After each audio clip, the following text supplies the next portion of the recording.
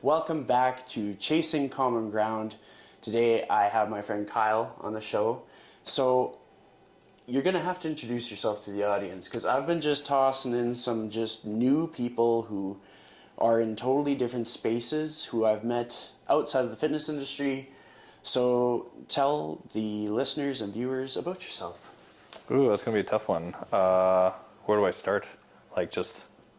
Basically what you do now, who you are, little basic today things, and then we can kind of dive into your origin to kind of frame your journey leading up to now. Okay. Right now, I'm a project manager, I guess, at a air compressor company, responsible for downstream coordination. Basically what that is just, if you think of a tree, they have all the little pieces out in the fields, and those will collect whatever gases or, whatever's going on. Gets to a midstream, which is a thicker branch, and then it comes to downstream, which is kind of the tree trunk. So I'm responsible for those machines. So we'll be doing piston heads that are 6 feet across sometimes. We've had con rods that are 1,500 pounds a piece. So, big equipment, a lot of fun. I have a super part-time at Ritchie Brothers job, which is a couple weekends out of the year at this point. I do coaching for swim and scuba. So swimming will be at the high school at Strathcona, and then also summer club sometimes. And now I actually just got hired on yesterday to a master's club, which is brand new. Outside of that, on my own things, I do a lot of design, product design, website design, kind of with digital stuff. A lot of hauling, I don't know, just playing around a little bit of everything. Whatever I feel like doing is where I'll go. So. Sweet. I like it. So one thing that I do with a lot of my guests is I will just randomly pick some moment in time and see where the person was at in that moment. So if we go back 15 years, where does that put you? What were you up to? 15 years ago puts me back in high school, maybe before. Junior high. So what was kind of your vision for yourself at that point, and how does that contrast with where you're at now? I had no idea. Back then I was a full-time competitive swimmer, so I was training 9 times a week. So we would do Monday through Friday mornings, and then we do Monday, Tuesday, Thursday, Friday afternoons, and then Saturdays. So that's 10 times a week. Yeah. I think that was the year I made Team Canada, if I remember correctly, and we went and competed down in the States. So I was kind of thinking of just swimming. I wasn't thinking too much about what's next. It was more what's now. Mm-hmm. So what did it feel like? What kind of a mindset did you have to maintain that sort of a pace? You're having to show up at a rate that not everybody else is showing up in order to pursue your goals. How did you do that at that age? Kind of just suck it up and do it. It wasn't again, once you kind of get into that groove, you build up to it. You don't start at 10 practices. I remember when I was really little, we would do 3 a week, and then it became 5, and then it became 7, and so you kind of build up to it. And once you kind of get into that groove, you get used to showing up in the morning. It just becomes part of your routine, so it gets built in, and you're I'm used to waking up at 4:30 in the morning and on pool deck by 5:15, then swim, then school, then back to swim, then homework, then sleep, then do it again, 5 days a week. But mentally, I think any sport will make you tough and resilient. It doesn't matter what it is, as long as you have that built into your regiment that, hey, I'm waking up early today, I'm going to go do something, and then I have my normal day-to-day stuff that people are going to do. Doesn't matter what sport you're in or what activity it is. You could be waking up, going for a walk by yourself. It'd be the same thing, right? Mm-hmm. It's just that getting up and doing something. And so, did you feel like your North Star was just being an athlete, and that's what you're kind of gearing towards? Surprisingly, no. I actually, there was a time we were doing our goal setting, and I remember, a lot of the kids in my group actually, I trained with, ended up going to the Olympics, and that was never one of my goals. I was the Olympics are only as good as the people who are competing. So, there could be some kid who just doesn't have the opportunity to make it there who could be better than everyone. And so I'm there's got to be a better goal than this. So I just didn't know what that was. So, but in the meantime, I was like, I may as well train, may as well get stronger and have the discipline to do what it is when I find out. Mm-hmm. I still have yet to figure that out. What got you into the work that you're doing now? Like the compressor work? Yeah. It was just another job I applied to. So I used to work in a research and development company, and that was like a ton of fun. I would go back to that in a heartbeat because I like having the challenge of having new problems of things that don't exist. And some stuff happened there. I was like, whatever, it's time to go find something new. So went and applied at Richie's, got in there, and then, well, I applied for this job at the same time, but it took them, like, their onboarding process was a lot slower. So I worked at Richie's full time for like 6 or 8 months, and then they gave me a call, and I was like, oh yeah, I'll go do this. It's, a little bit more up my alley to go try it out. And that's kind of how I got into doing this work. And then now I've been there for a year and a half-ish. Nice. Yeah. So I was actually thinking about this earlier today because I was listening to the radio or something, either the radio or a podcast. It was actually a podcast. They were talking about working in a grocery store. And I realized how much working in a grocery store had kind of like shaped me. Mm-hmm. So like when I was 16, I worked in the Safeway deli, and it was an experience that was unique in like the interpersonal skills. Like in the podcast that I was listening to, I think it was a Theo Vaughn podcast, which can get mixed reviews from people. Yeah. But nonetheless, he's very personable, and his personality is his and nobody else's. And he kind of highlighted how when somebody goes and they're choosing their deli meat, they'll see like this display of beautiful like Black Forest ham and all the Genoa salami and all that stuff. And then the deli associate will reach and get a different one from behind. And I remembered that, and I was like, that is 100% true. You kind of have one that's in front for the display, and it might look like a partial one, mm-hmm. but like honestly, it's most likely still fully wrapped in plastic, and that's usually the reason why it's not being used. Yeah. Or they have like a visual merchandising manager who's like, don't be using that one, you must replace that one with a new one. And I was like, these are just all these little subtleties that you kind of like learn without realizing what you're learning. The other thing is I still have like codes for the different deli meat memorized.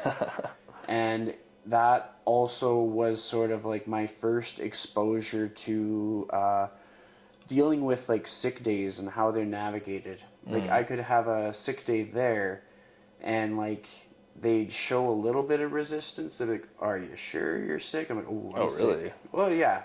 But then I went into jobs after that and I'd be like on the brink of needing hospitalization, and like the manager would have a lot of pushback to the point where I would just have to like not show up to work and tell somebody else that I worked with why I wasn't there, because he just wouldn't accept that I was sick. Yeah. And then if I showed up to work a few days later after I was not sick, then he would act like nothing had ever happened, despite the fact that he made me feel like a terrible person for like having like strep throat or something, just like some crazy illness. That's just bad management, though. It was bad. Yeah, that's pretty horrible.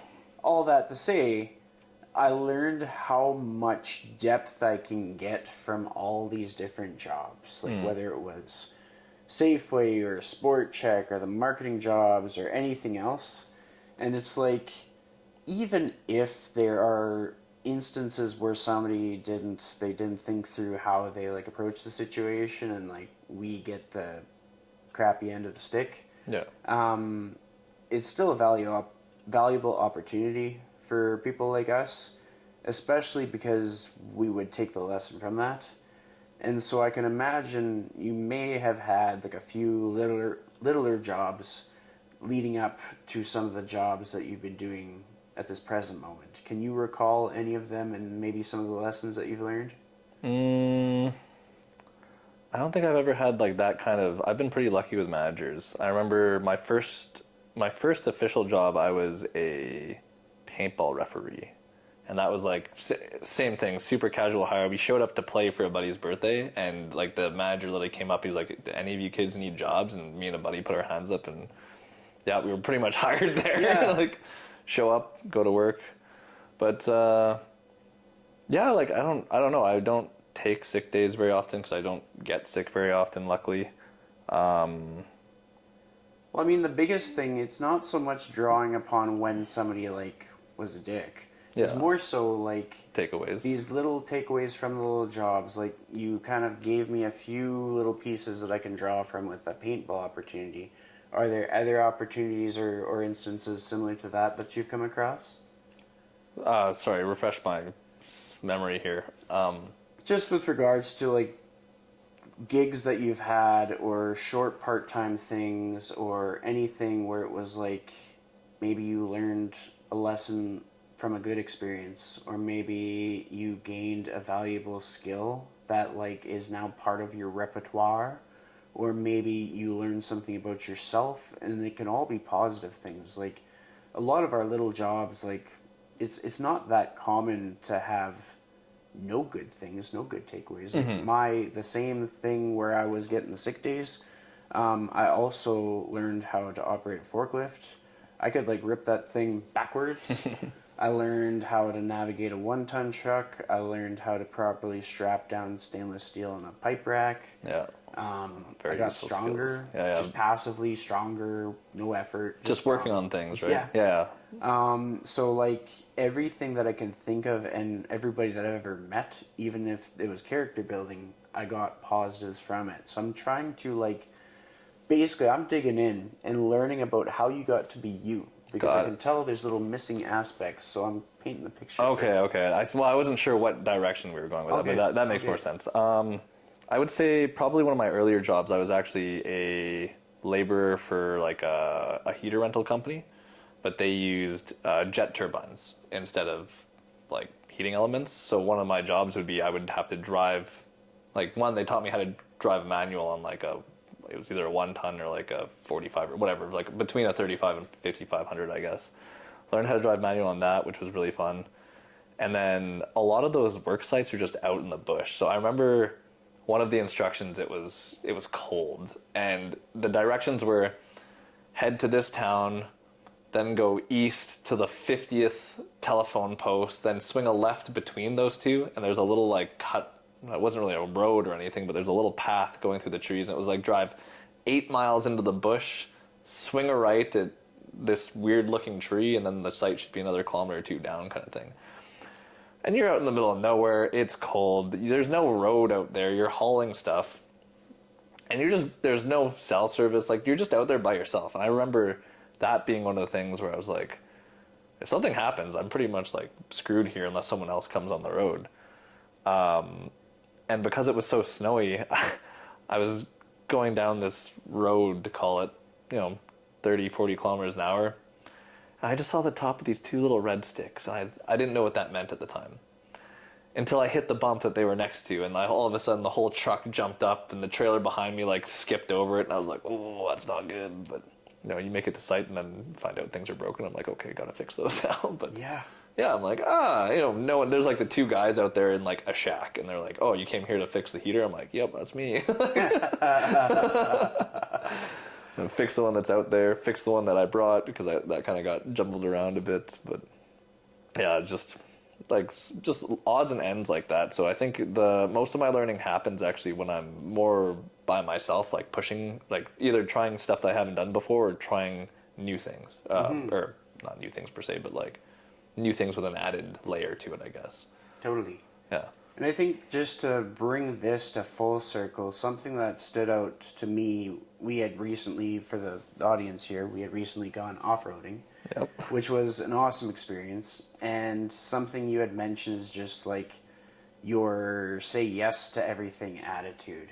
And I resonate with that because that's something that I've done a lot. Perfect. And I think a lot of people, I don't know, they just have reasons why they wouldn't. Yeah. And everybody has their own, like, whether it's because they only have so much time and the things that are taking up their time take up far more of a priority, like maybe they're a parent or maybe they have some kind of an illness or something.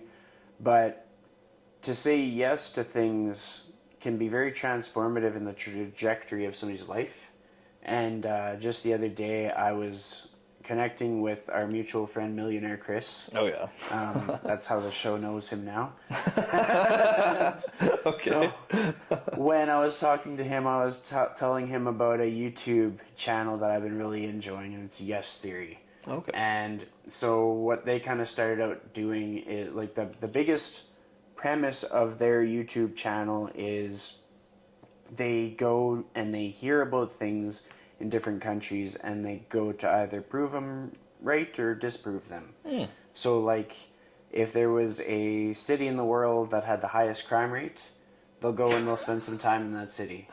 Okay. Very cool. Like, it seems crazy on the surface, Yeah. but it just kind of goes to show how out of proportion a lot of things are when we're looking at it with no experience. Whereas when we're looking at situations in the world with a lot of experience, then we can understand, like, the context of things and the nuance. Yeah. Very similar to somebody who doesn't live in our city telling us about what's going on in our city is going to be very skewed from what's actually going on in the city, simply because if you're not in the city, how can you actually know? Yeah. And it's not like the news, captures everything and is the one all be all kind of thing. So. Well, and, like, the news is a business, and it needs to engage people. It needs to keep their attention. It needs to give them a reason to watch at a very specific time of day. And so there's going to be a bias to it, and that's just the way that it functions as a business. Like, they don't necessarily owe us transparency. It's just lucky if we get some. Yeah. But all that to say, I liked that whole attitude of just, like, saying yes to, like, most reasonable things and then figuring it out along the way. And then something else that has also stood out to me in our interactions in the past was, like, how you got into scuba diving. So, like, help paint a picture for that, how that came to be, because it's a big contrast from, like, the industrial side of you. Yeah. So, like, there's two personalities to you. And so let's learn more about the scuba diving side. Yeah. Well, you get one personality for everything, just all the skills. Yeah.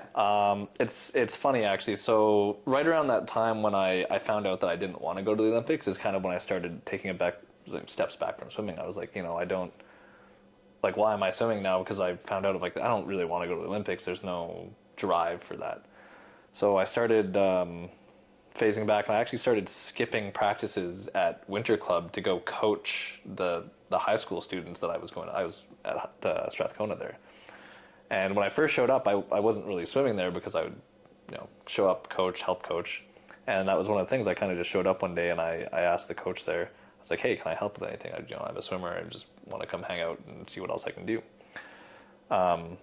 So everyone thought I was a coach. They thought I'd already graduated. I'm like this young, like 14, 15-year-old kid, and I'm hanging out on deck, like teaching these kids how to swim. And that's actually how I got into scuba, is because my coach the coach there, who was my coach and mentor for, like, a long time, and I would say still is, he was like, hey, come swim with the team. So I started swimming with the team. And then he actually taught scuba. So that's how I got into the scuba side of things. And it was weird because there was a whole little circle, which kind of got me into a lot of the stuff I do now. And I didn't have to think about this until about last month. We have, like, a little Discord chat, and one of the people there had asked me, like, how did I get to do all the things? Not what.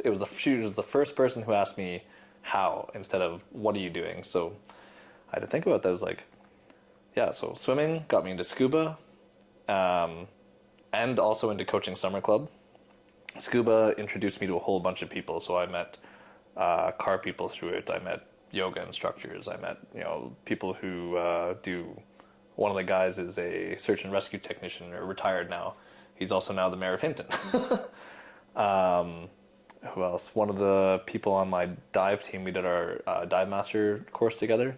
He's a photographer with National Geographic. So just all these different people who were doing different things is really neat.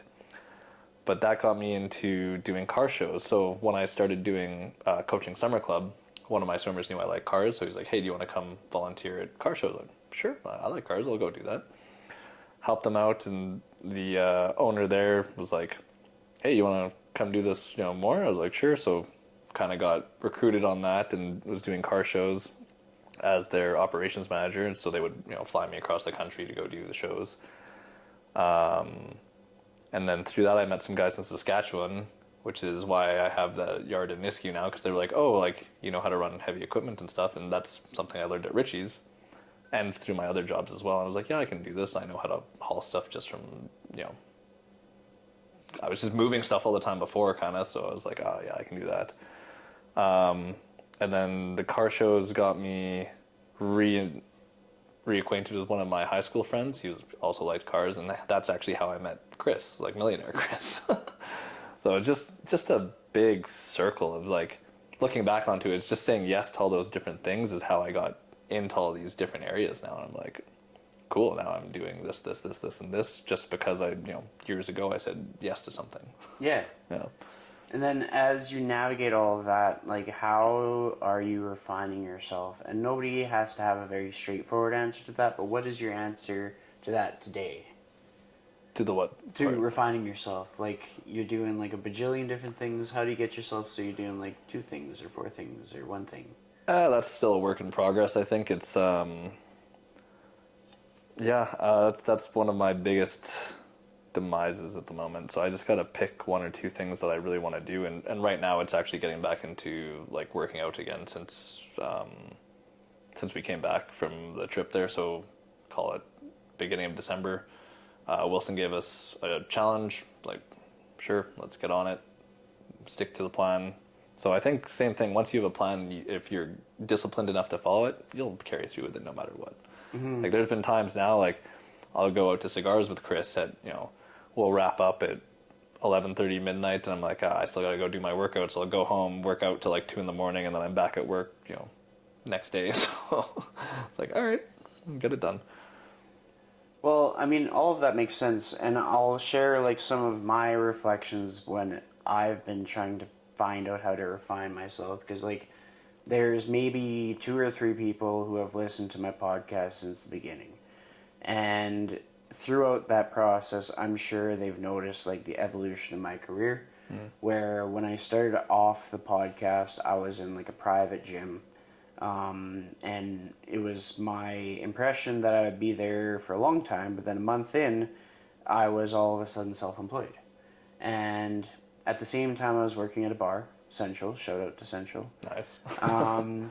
And I was not certain how viable it could be to be a trainer, because I couldn't see it. I couldn't see proof of concept, because I was like, oh man, like it's so hard. Like, this gym just closed down and I was working there, and so if the gym closed down, how could I keep going?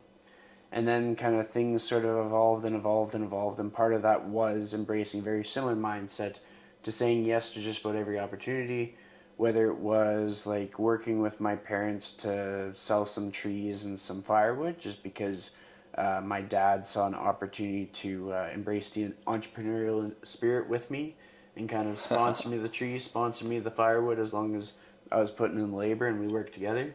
That's good. It was a lot better than just being like, oh, you're in trouble, here's some cash. Like, instead, we just found ways to be resilient and have some grit and just kind of like face a challenge head on. And because of that, I like almost refined a personality trait.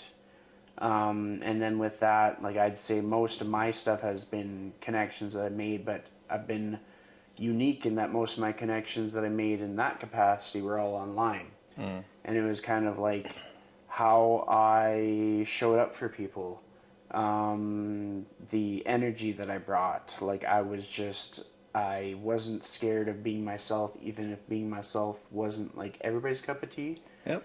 And being myself is generally like overly optimistic, very caring and passionate. Like, I don't think I have a reputation for being a jerk. I'd agree. Thank you. But it's just like, so I don't feel like I'm causing any harm by being myself, but it can agitate people. But with that said, in sticking to those values, that's what's kind of created the opportunities, by never having to stray away from who I am. And then I actually kind of did a lot of like self-reflection and refining, like, what I do, because some of my work is in the fitness industry, but I like, without a doubt, do a lot of work in like marketing and in just like general technology type stuff, like the web design, the video editing, the web, just creating systems inside of a website, not just like how it looks, but then how it operates. And some things I learn very fast because of how fast the world is changing with all this AI integration and creating code and stuff. Oh yeah. And some of this stuff stems back to work that I did as a teenager. And so that's kind of why we went back in the time machine, so I could kind of understand your journey, because there are a lot of parallels. And even as I met up with Millionaire Chris, he kind of pointed out like most of us have parallels. That's why we're in the group. Yeah. Oh yeah. We have a very skilled group of people for sure. Like we can do anything in that group for sure. Well, it's and exciting. Just there's these like key personality traits, and just to hear him identifying them was really, really cool. And it just kind of goes to show like it's not so much about how many people are in the room, but it's more so as to who is in the room. Like, what kind of people do you have in your corner? And so as I was refining my own journey, I realized like what was most important to me was that I was helping people. And then also just I'm helping people and having a legacy, and that legacy needed to be in my control. So if legacy wasn't necessarily going to be like generational, like family type stuff, because that's not in my control, then it would be the impact I left on the world. And part of that can be through keeping the podcast going and compiling all these conversations. Part of that can be envisioning like my epic barn gym that I'm going to have one day. I'm for it. The more times I talk about it on the podcast, the more likely it's going to happen. And then like that's kind of like, it sounds woo woo, but it's like a legitimate thing. Like if people talk about a thing enough, it's going to happen. Well, you think about it, right? Because the more you think about it, the more you plan it, and the more you plan it, the more likely it will be to happen. That's all it is, right? And like when you talk about it and people hear you talking about it, people like helping each other. Because you like helping people, I like helping people. When we hear about other people's goals, we're like, oh, I want to help them with that. Yeah. And so then that brings us to the segue. We're going to bring that back to you. What I told you about my barn gym, what are some of the things that you have in your mind for future you? Future me has crazy, like might not be in this lifetime kind of goals. I don't know if you're familiar with what like a V-22 Osprey is. It's one of like the military twin tilt rotor. It's Not basically familiar, like, but I'm following you. basically like it's a picture a plane that has like two giant helicopter blades on the wings that like rotate. That's basically what it is. I would love to build something like that, which is like, yeah, like No, crazy. like, Yeah, I'm not. it's up there. Yeah. When that will happen, it won't be for a while, and that's okay. But I was like, that's something that's always been in my head. It would just be like, cool. I've always wanted to get my pilot's license and start flying. I like being in there. I like traveling. I like driving places, and like those are just. So I would love to build different methods of transportation. I think is one fun thing. But again, stepping stones to get there, right? Yeah. Yeah, I don't know. There's like tons of things. Like I was talking to Chris, and that's the neat thing about the project we're working on down there is like we were kind of joking around about doing this kind of utopian city down there where everything is self-sustaining. It all lives, and it's like you have this little pocket, and everyone there is just wholesome people. Like as we filter them out, it's coming well. Everything's run off renewable energy, whether that be solar or wind or wave or geothermal or whatever it happens to be, right? And then you just have it all, so it's all interconnected. One of the things I was lucky enough to do is in my education at NAIT, our capstone project was a tiny house, and the sponsor was he was a teacher of permaculture, so I learned a lot through that about how you can change it so that your water filtration is actually filtered by plants, and they take the nutrients to filter, but they're also cleaning the water at the same time. It's like, oh, that's cool. So there's just so many multiple usage to do things that make sense and that actually makes it more efficient and multi-purpose. So I don't know. I just have like these huge goals, and like I know I need teams to do them, because there's no way I'm going to be able to do them by myself. But Yeah. Well, I think your biggest takeaway is when you have goals like that, tell more people about them. yeah, Because you'd be surprised. And I'll give you some more context. So, an example of this, a case study, as it were. My very first episode of my podcast, very first episode of The Lifestyle Chase, which it used to be called, okay, was with my friend Blake Fillion. And we did CrossFit together. So that's how we met. And we had a few workouts where we just clicked, and I just liked hanging out with him. I liked talking to him. I had never gotten to really talk to him outside of the gym before, and we both kind of drifted away from CrossFit, and he was going into his journey of being a dad. oh yeah. But when I interviewed him, I think this was just after he had his first son, or right before, somewhere in that timeline. And in the episode, he talked about how he was in the midst of getting his pilot's license. Nice. His wife had supported him in making that happen. And then now if we fast forward to present day, he has his pilot's license. If we go back to 2021, I actually recorded a partial episode. I think it just wound up on my Instagram, where he flew me up and we recorded in the plane because he had his pilot's license and he had his own plane. That's awesome. And then since then, he's built a plane because he does like custom fabrication and welding and stuff like that. And so as you were talking about your thing, I was like, I don't know, that goal might be closer than you think. And it's just, I think that's sort of an important thing for people to learn. Because I used to keep all my goals quiet. And I'd be like, oh no, like if I say this out loud, somebody's just going to think I'm dumb. But then I started to realize, like, if somebody thinks my goal is dumb, they're dumb. Like, not actually. Yeah, I know what you mean. Like they can't picture it. That's yeah. right. Well, and it's just that, like, what's the point of this life if we're not allowed to have the goals that we want to have? And there are so many just ridiculous career paths out there where people have been successful. So there's nothing that we can make up that we could think, like, no, that's not realistic. Because there's some weird stuff that people make a good living doing. Oh yeah, a great example of that. I was telling my buddy the other day, because I think he recently got fired or laid off or something. But I was telling him, like, dude, you can do anything you want. He's like, what do you mean? I'm like, I read this. There's this guy in the States, and he has a company called Potato Parcel. And you know what he does? All he does is he takes a potato, writes a short note on it, puts in an envelope, sends it, and he's clearing like $10K a month profit. And that's not even like that's wholesome.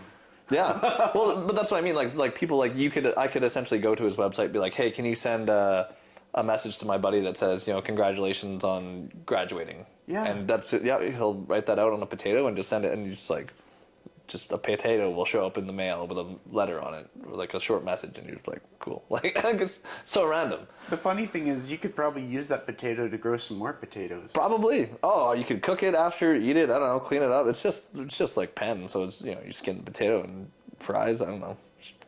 I don't know how long the shipping takes, but yeah, potatoes are pretty good. Well, resilient. Potatoes are good for storage because, like, if they're stored in the right environment, they'll usually start sprouting, and then you're ready to grow your new potatoes. But even like shipping them across the country, like this guy was shipping potatoes like across all of the United States, maybe farther. It's kind of neat, right? I get a kick out of that. Yeah. One more segue that I'll add in before we draw this episode to a close. So you had also mention like kind of the water filtration systems and stuff like that, and that just kind of gets my attention because I had my dad on the podcast. Okay. And one of my dad's passions is just ensuring that land management is done in such a way that it's renewable, whether it be with like how cows are grazed, or whether it be like how the wetlands are set up. Like some people will set up farmland where it basically reroutes the natural wetlands. Yep. Which can impact like the biodiversity, it impacts like the climate, it just impacts so many different things. And so that's kind of like one of his passions. And as I've learned more about like what he knows about that stuff and how it impacts so many things, and how it like if somebody wanted to make money off of farmland, it would be in their best interest to understand that aspect more, because it makes the land more valuable. So it's like there's no scenario where a person should ignore those things, even if they're agitated by like environmentalist aspects. Yeah. They would still have a more lucrative setup if they understood the environment better. And so that's interwoven into my whole like bar and gym philosophy, because I'm like, not only would I have like a space where I could share fitness experiences with, like, maybe it would be just my clients, maybe it would just be family and friends, maybe it would just be me and I'd be making stuff for YouTube. But like, not only would I have that, but then I would also be focused on like locally sourced food, like beef and a garden, and probably some varieties of fruit. Vegetables are easy. Fruit is a little trickier. Here, at least. Yeah. So I'd find a way. And I mean, that idea can, because I've considered the fact that I'm like, well, I don't know what my future holds, like where I will be geographically. And I could be in a multitude of places. Maybe I split my time or something like that. But yeah, I think if we were to give the audience any takeaways, it's generally to have that like say yes to things attitude. Yep. And then put your goals out to the universe, even if it sounds like super phony. Because like if you say your goals to the right people, like I'll give you one more example, which I thought was super cool. I had a past guest, Shane Fennessy, and he is actually the podcast where he was the first opportunity for me to be on a podcast, and it was called City of Champions. He interviewed a whole bunch of people across Edmonton. He works with Adam Scorgi as like a producer or executive producer, depending on the project, and does a lot of film stuff. And I connected with another friend, Chan Rin, who is also on the podcast. And then there was a young filmmaker who was looking for opportunities, and just like his energy just like really stood out to me. And I told him to go connect with Shane. And this was just like me being in all these different rooms, connecting to people that I knew, and then just kind of like stepping away and watching the magic happen. And like as of a week or two ago, Shane connected with me and thanked me for sending this guy to him. Oh. Because he was a go-getter. He wanted the opportunity, and I could see it in him. And I thought about all the times somebody has seen that in me. And so it's just like, it's amazing the ripple effect that all this stuff has, and the connections that can be made through like the legacy of a podcast like this. So I'm hoping that if anybody's made it to this point in the episode, that they will feel inspired to go back to old episodes, because like I'm creating a trail of momentum here. Yeah. But with that said, do you have any parting advice for our audience to wrap up this show? I would say yes to things. Stay curious. Like go learn things just all the time. If there's anything that sparks any curiosity, just go figure it out. Play around with it for a bit. Try it, and then just have the discipline to keep doing it. Yeah. Love it. Well, thank you for being on the show. Thank you. Ugh, my leg fell asleep.